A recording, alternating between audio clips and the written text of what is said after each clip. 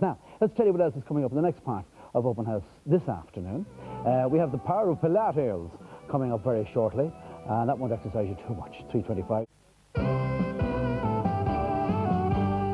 This is Colette O'Flynn, who's here beside me, to talk about Pilates. Now, tell me, you're a practitioner of this fine art. Better explain to us briefly what it is, because I know it's very in at the moment, isn't it? Yes, it is. It's very popular at the moment, Marty. Pilates is a scheme of exercises that help develop improved posture. They help work your deep abdominal muscles, so it helps you get your flat tummy that a lot of people are looking for, but also it gives you core stability. And what does that mean? I have no idea. Okay, that's it's when written on your T-shirt, though. Yeah. So it's presumably part of the plan. So it helps you work your deep abdominal muscles, and they give you a girdle of strength. Yeah. Okay, there's a deep muscle which I have a little picture of here. Would you like me to show you? You brought one with you. Yes, of indeed. A deep muscle. Yes. Now, the red on the front shows your superficial abdominal muscles, and the green at the back are the superficial back muscles. And in between, wrapping underneath both the back muscles and the tummy muscles, is this deep transversus abdominis muscle. And it wraps around like a girdle, and when you contract it, it tightens in, gives you that nice flat effect, flattening below the belly button, and it helps give you stability in your lower back. So that's why Pilates is good for your back. It helps keep that area stable. And this Jay Pilates, when was he about?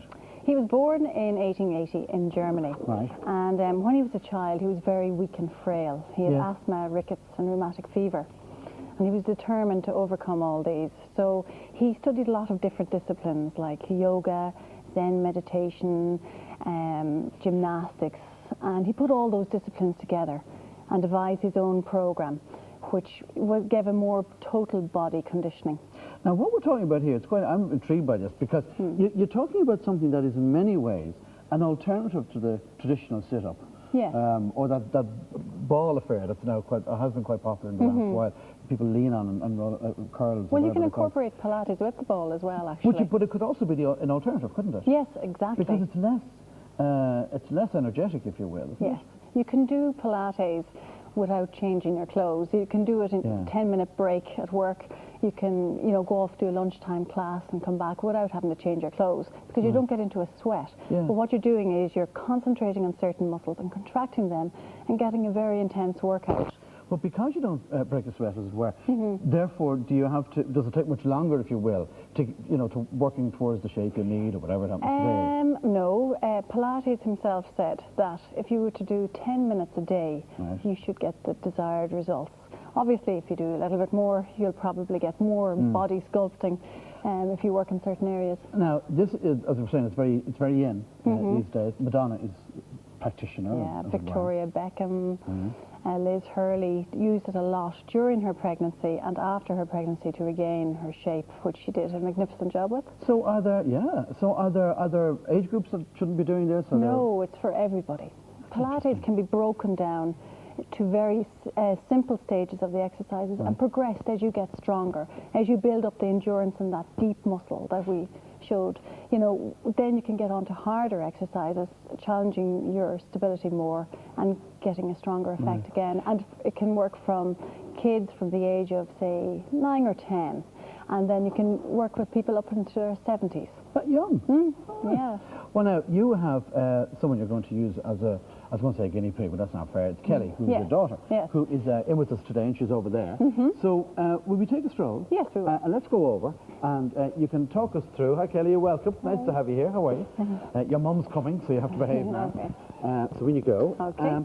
Now, again, there is a marriage here, isn't there, between, well, it's yoga and fitness, kind of being...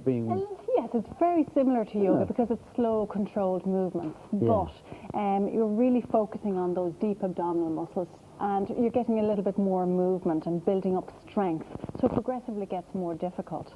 Now, for Kellie, Kellie is a tennis player, so I would use it for people like her to build up the core stability, and we work with the under-12 Irish squad as well. Kellie, you're not just a tennis player, you're top 5?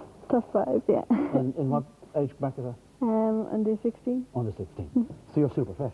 You must be. She's very good. She trains a lot and she plays tennis and badminton. So that shouldn't put anybody off, by the way. No, not at all. It can be for anybody. The people who don't exercise, they turn to Pilates and it doesn't scare them away. Well, that's excellent. You know, so if we were... Give us a sense of it now. Yeah. Okay, so if I'm going to get Kelly doing a simple exercise, first of all, you set up the posture. Right. So if we get her to relax down her shoulders, drawing her shoulder blades down into her back, and then imagine she's lengthening to the top of her head, holding a soft peach under your chin. All that gets your neck in the right position.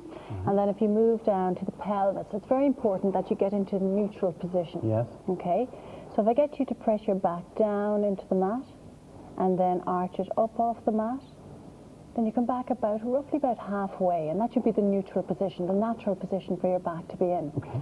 All right, and then we're going to try and get her to activate this deep abdominal muscle. So take a normal breath in, and then as you breathe out, drawing in that lower abdominal muscle, holding her neutral position, and then she can bend up one knee.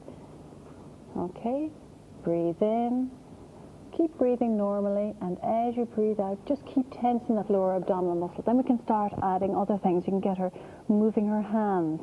So you can move your 2 hands, 5 for every breath in and out. And this is What's leading that on. Doing now? Now that's keeping her shoulder blades down into the back and challenging the stability a little bit more. Go ahead. And then she can challenge the stability even more by bending up another leg. That's not that easy to do, to keep your No, leg it up isn't. like that. And then to keep flattening down here and keeping her neutral position. See, Kelly, you're really fit, and this is the point. And then the next thing, when you've built up the endurance in the muscle, then you can gradually add another aspect. You can lift up the head. And then people have to be careful of their neck posture when they're doing this. So if you have a sore neck, you wouldn't rush into that. Okay.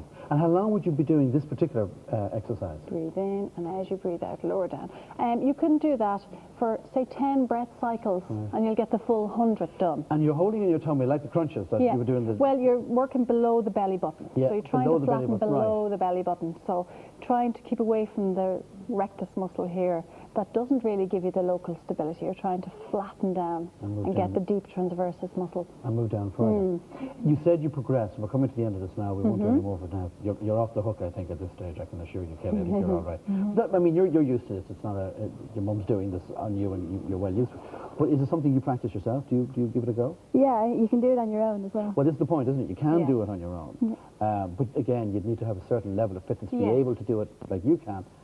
And it would be a good idea to work with a trained practitioner or instructor initially, just to get the basics, the positioning, the breathing, and then targeting that deep abdominal muscle. Then you can progress through the exercises gradually. Very good. Well done. Thank you, Kelly, for coming in and allowing your mum to make a show of you on the television. And thank you, Colette. That was very, very good. Well done. Now, Mary, you can share that with Ted over there.